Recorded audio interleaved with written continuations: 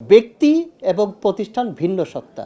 আমরা পলিটিক্যাল কারণে দেখেছি অনেক ব্যক্তি উপর স্বাভাবিকভাবেই মানুষের ক্ষোভ আছে, কিন্তু সেই ক্ষোভ তার প্রতিষ্ঠানের উপর পড়েছে যেটার ইকোনমিকে ক্ষতিগ্রস্ত করেছে। বলেছি যে কোনো বন্ধ কলকারখানা বন্ধ হওয়া চালু হওয়ার মাধ্যমে যে ওই ব্যক্তিকে প্যাট্রোনাইজ করা হচ্ছে তা না, দেশের ইকোনমিতে ওই প্রতিষ্ঠানের কন্ট্রিবিউট করার সুযোগ করা হচ্ছে।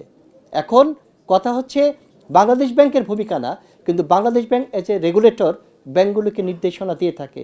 এই যে মনে করেন বিশেষ নীতি সহায়তা যে প্রকল্পটা, এটা বাংলাদেশ ব্যাংকই চালু করল। বাংলাদেশ ব্যাংক ব্যাংকগুলিকে বলার কারণে যে সকল খেলাপি গ্রাহক রিশিডিউল করে নিয়মিত হয়েছেন তারা নতুন করে ঋণ প্রাপ্তির সুযোগ পেয়েছেন, এলিজিবল হয়েছেন।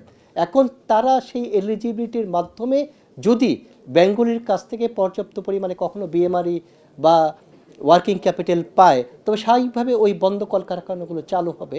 এটি মূলত বলা। বাংলাদেশ ব্যাংক তো সরাসরি কলকারখানা বন্ধও করেনি, চালু করতে পারে না, কিন্তু বাংলাদেশ ব্যাংক তো নীতি সহায়তা দিতে পারে, ব্যাংকগুলোকে নির্দেশনা দিতে পারে, কারণ ওই সকল প্রতিষ্ঠান ব্যাংকের ক্লায়েন্ট আর ব্যাংকগুলো বাংলাদেশ ব্যাংকের ক্লায়েন্ট। অর্থাৎ বাংলাদেশ ব্যাংক প্যাসিভ হতে হলেও ভূমিকা রাখার সুযোগ আছে বন্ধ কলকারখানা চালু রাখার ক্ষেত্রে।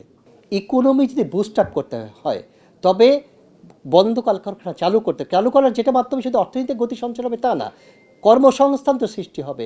একটি কারখানা যদি 10,000 শ্রমিক থাকে, তারা যদি বেকার হয়ে যায় তো সোসাইটিতে তো একটা এনার্কি সৃষ্টি হতে পারে, তারা অনেক সময় আনলফুল বিভিন্ন অ্যাক্টিভিটিসে তার অংশগ্রহণ করতে পারে। এই কারণে সমাজে যদি একটা স্টেবল সোসাইটি গড়তে হয় তবে অবশ্যই কর্মসংস্থান বাড়াতে হবে।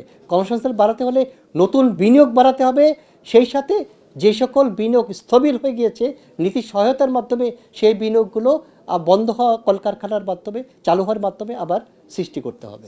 গভর্নর চালুর উদ্যোগ নেবেন না, গভর্নর চাচ্ছেন যে বদ্ধ কলকারখানাগুলি চালু হোক। এই জন্য পলিসি সাপোর্ট দিতে হলে বাংলাদেশ ব্যাংক দিবে।